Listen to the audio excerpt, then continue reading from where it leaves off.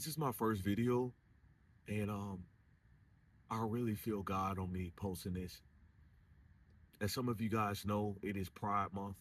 It is a month of celebration for many who live out in the world, but for the regular Christian, it's definitely a month of intercession and grief. And I'm currently grieving this because of the simple fact I got delivered from homosexuality. Now I'm married, and I'm not coming on here to say that I'm struggling with this, but I came on here to say that I am struggling with pride. What began to make me acknowledge this within my heart was that, of course, this is my first year in marriage, and me and my wife are working through a lot of things, and I can go about things in a way that can be very prideful.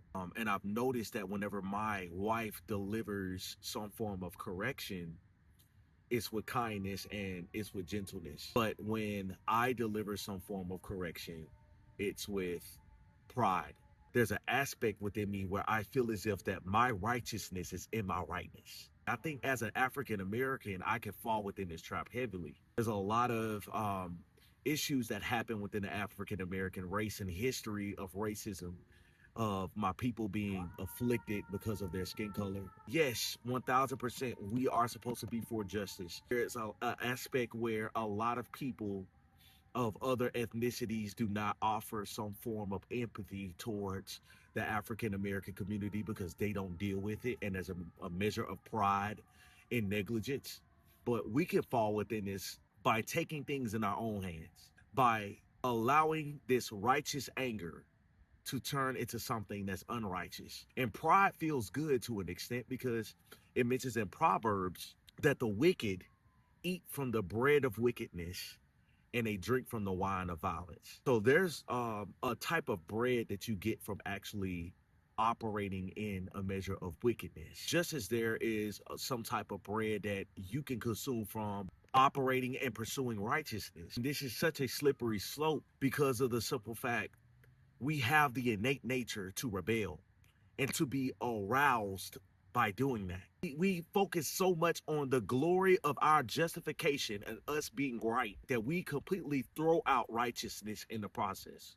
And I think it's important that in this day and hour, in this month in particular, that we steward our hearts well when we respond and react to news. Pride Month is not just a month in which those who are struggling with homosexuality get easily tempted and influenced. It is a month in particular where you have to combat pride within yourself. Notice that I could talk about things and I could be right and completely come from the wrong spirit. It mentions in James 3, the tongue is a fire, a world of unrighteousness. If we go about things in a way of unity, we will go about it in a way that has a gentle spirit, in a way that is loving, that won't spark a fire and set conversations ablaze that cause division. This is something that I'm actively working on. In these moments, if you're dealing with this, you have to see that small fire as pride. So I really just came here to say, it's like, pride is not my defender.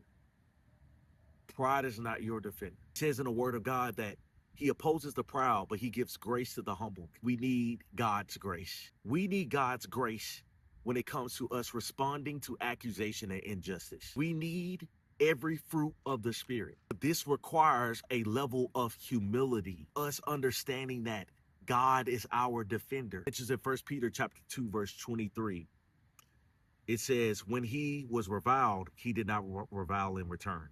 When he suffered, he did not threaten, but continued entrusting himself to the one that judges justly. Even when everybody believes that you're wrong and you know that you're right, and God sees that you're right, how do you respond to that? Do you continue to defend yourself, or do you entrust yourself to the one that judges justly? I dealt with a lot of accusation this year, family, from friends, even people that are close to me. But it is very important that I anchor myself in the will of God, and not just his will, but in his ways. And I'm sorry, man, I would rather learn this in green pastures than a pit. So this is all I feel left to say. I hope you're blessed by it. God bless.